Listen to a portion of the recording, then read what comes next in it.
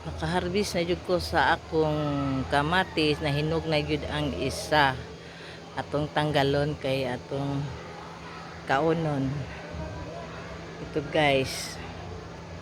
Primero niyang hinog akong kaunon.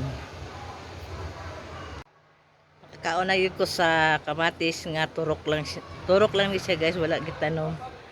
Nangabuno man ko sa akong mga tanom, tapos ang kamatis mi turok.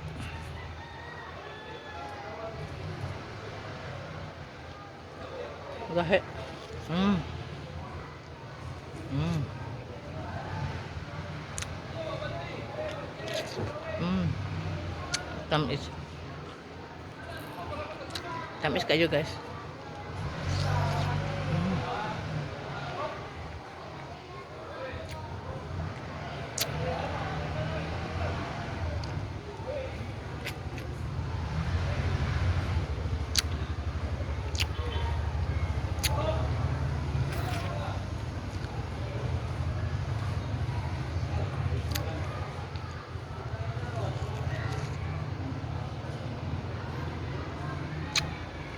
So inani po kahinog di kayo hinog kaayo, tama-tama lang tamis siya.